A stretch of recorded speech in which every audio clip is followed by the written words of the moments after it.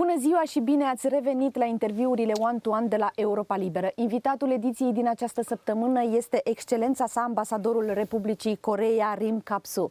Your Excellency, welcome to Free Europe, Romania. So it's my great pleasure, and thank you so much once again for having me today. In Europe, in this part of Europe, but also in other parts of the globe, all the people are waiting for a peace agreement in Ukraine, or at least for a ceasefire in Ukraine.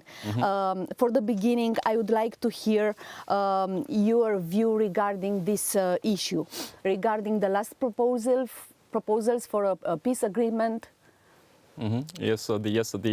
Actually, before directly answering your questions on the recent proposal by the USA, let me just briefly explain the geographical international impact of the war in Ukraine.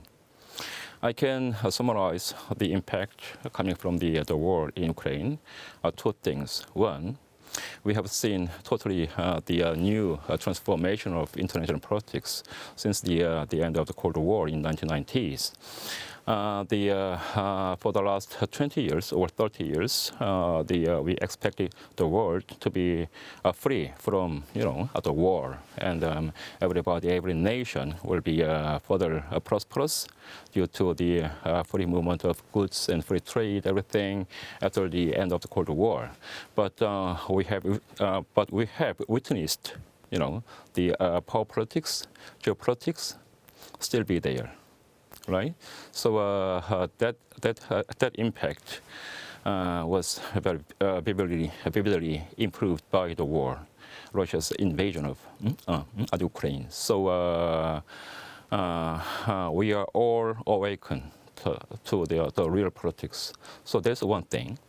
Second thing, as you may know, the North Korea, they dispatched roughly 11,000 troops in support of Russia. That means, although the Ukraine war is happening in the European continent, but the security of the Europe and the security of Northeast Asia is becoming much more intertwined, right?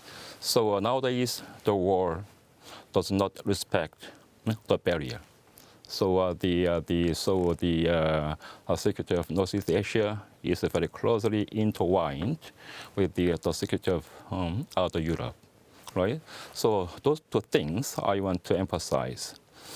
And recently, yes, I saw the newspaper that the USA, United States, they offered the draft peace plan. So I don't know exactly the details. But what I learned from the newspaper or the media is that even though Ukraine is the direct part of the war, but they were left behind without being consulted before. So I think it's not fair to the people in Ukraine, because they are the direct victims, right? So we have to consult. So we should have consulted them first. So again, I think, I don't know, I cannot get ahead with anything, but I truly hope that our common knowledge, our common wisdom, we need that one. So again, because the war in Ukraine is not confined to only Ukrainian people, but we are all involved. So our collective action and wisdom should be playing some part of that any peace deal. So that's my hope. Is the Republic of Korea assisting Ukraine in any way to resist in front of Russian attacks? Yes, ever since the outbreak of the war in Ukraine, 2023 March, yes, we have been very steadily supporting Ukrainian people, and we have extended many financial assistance to relieve their humanitarian sufferings. And my government, in every occasion, they expressed our firm willingness to stand by the people of Ukraine. For example, 2 months ago in September, in the UN, United Nations, because the Korea is now is the non-permanent member of the UN Security Council. So in September, we presided UN Security Council meeting on Ukraine as the president of the UN Security Council. So at the time, our minister, foreign minister, he reaffirmed our firm resolve to stand by with the Ukrainian people. Right? So yes, so we have been providing the lots of the assistance in the humanitarian thing, and we are ready also to take part in the future reconstruction process. Yes, of the Ukraine. Do you think that Romania might play an important role in the reconstruction of Ukraine, or should play a role? It's quite evident that the Romania will be and should be playing very important pivotal role in the future reconstruction effort, right? If you can see the map, a Constanța port, and just the up north from the Constanța port, it is directly linked the most devastated region of the Ukraine. So any effort, any work in the reconstruction, then Romania, in particular Constanța and the Danube area, will be the gateway to enter into Ukraine, right? That's the message I constantly sent back to Seoul. So when the things happening in the rebuilding Ukraine, then we have to take a full advantage of the geostrategic location of Romania. And so not only the geographical situation, but also your political will to support fully Ukraine, right? So in combining everything from the location and the logistics and your full political willingness, yes, absolutely, Romania will be a very key partner in rebuilding Ukraine. Your Excellency, after February 2022, when Russia attacked Ukraine, the military relationship between South Korea and Romania started to become closer. So for the first time last year, the Minister of Defense of two countries signed an agreement, a military agreement. Are you satisfied with the results after 1 year and a half after the signing of that agreement? Absolutely, and actually, to me, it's long overdue. Actually, the Korea and Romania, we have been a strategic partner since 2008, and just the again, when you look at the map. Both Korea and Romania, we have facing the roughly the same security issues. Romania is situated in the eastern flank of the free world, and Korea is also located in the northern tip of the free world in the Northeast Asia. We are confronting also direct threats, right? So we do have the same security environment, and we have been the strategic partners. And we have the same alliance and the strategic partners as well. USA is our sole the ally, and we are also the global partner of the European Union. We do have also the global partner of NATO, right? So again, with the same security interest and with the sharing the same partner and alliance, so there is no reason for the Korea and Romania should enhance our security cooperation as well.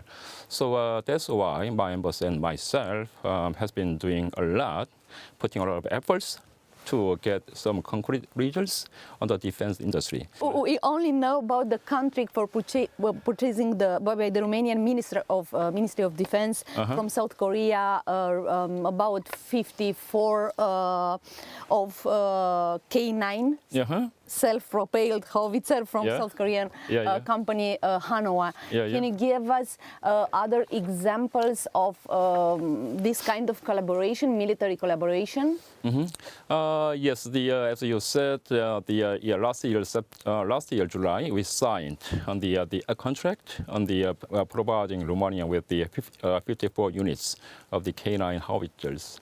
And currently we are also working on having other contracts, including the infantry fighting vehicle and the main battle tanks. You know, I don't know when those projects will be open, but we are ready to make the very concrete contribution.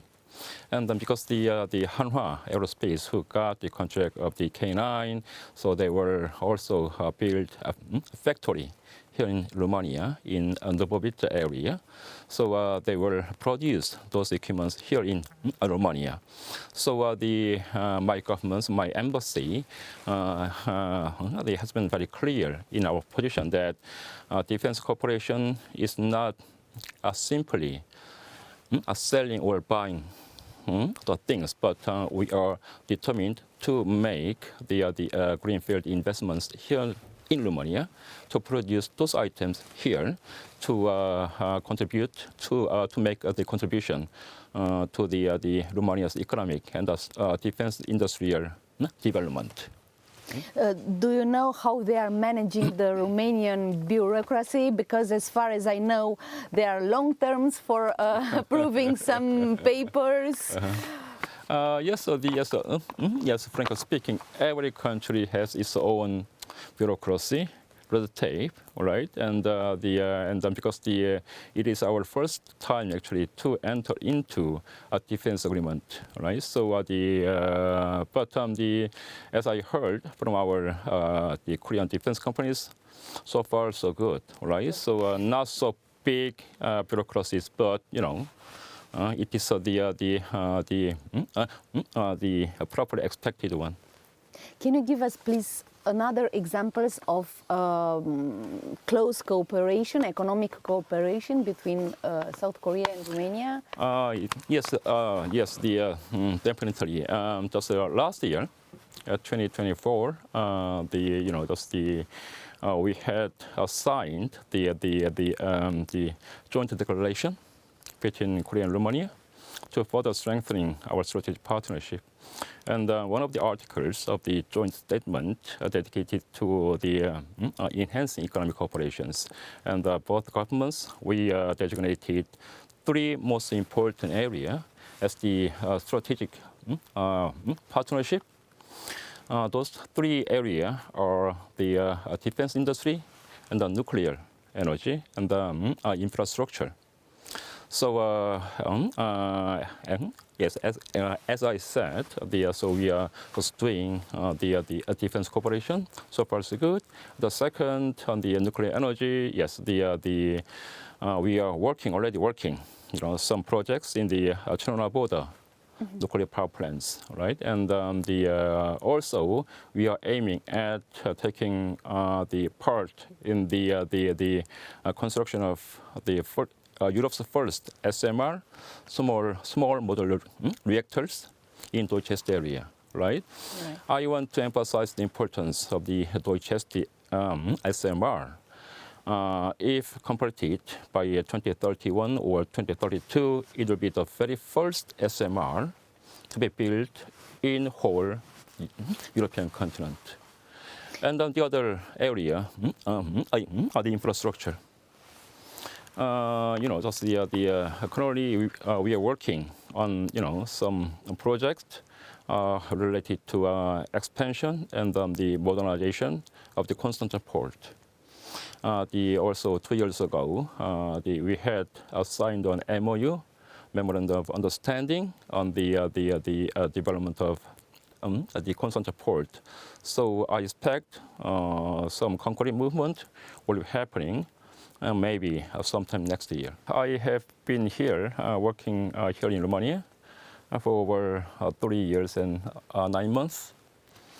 And when I named as ambassador to Romania, I established my own motto. in working in Romania. That motto is that even though I'm representing Republic of Korea here in Romania, but also I have to support Romania back to Korea. Represent Republic Korea in Romania. She sprijin Romania in Republic Korea.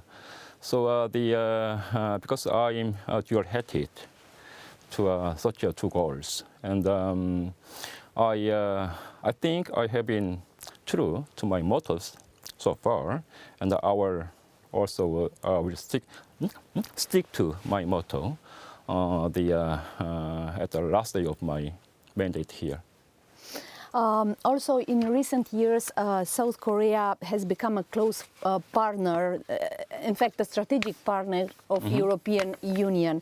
What are your objectives in the coming years regarding this strategic partnership between Seoul and Brussels? Yes, so yes, as you said, yes, Korea has been a strategic partner of the European Union. All right, and we are developing in many areas and strengthening and consolidating that strategic partnership.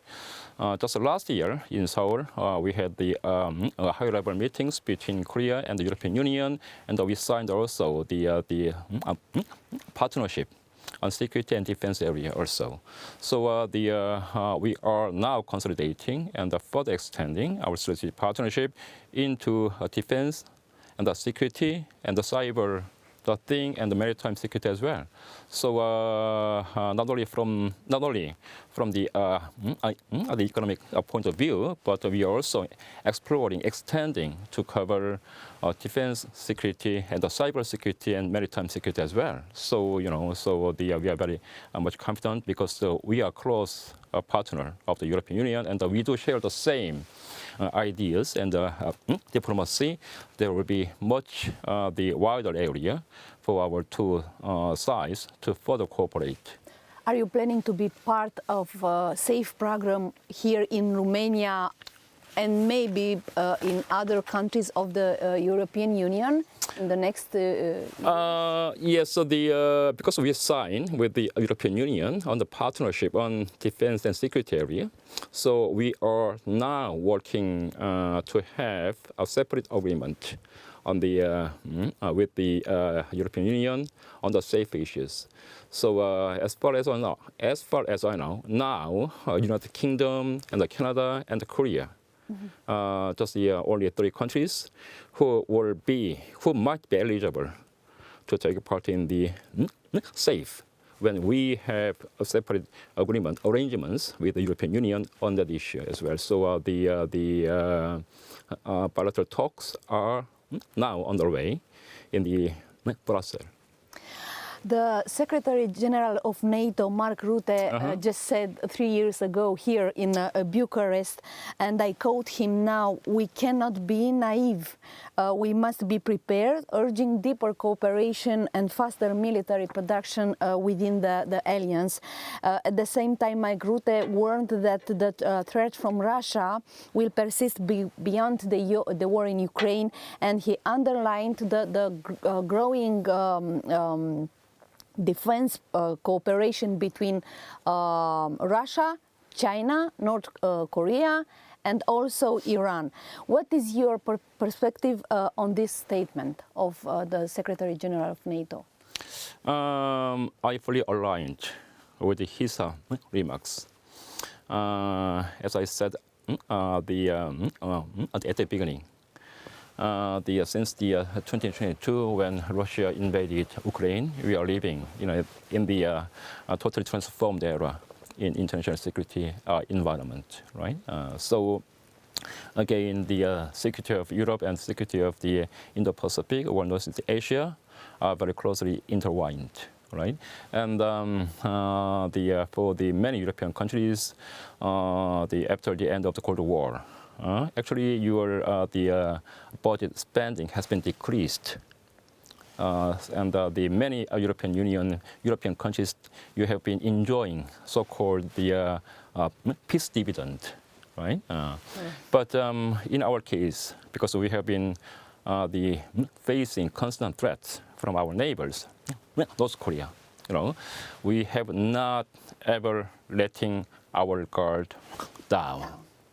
We have been spending every year, in average, 2.6% of our national GDP to defense area. So we have continuously strengthened our defense capabilities, and we have been steadily developing our defense industrial bases also. So I can say that as of now, Korea is the only country, I think, to produce military equipment in a very short span of time.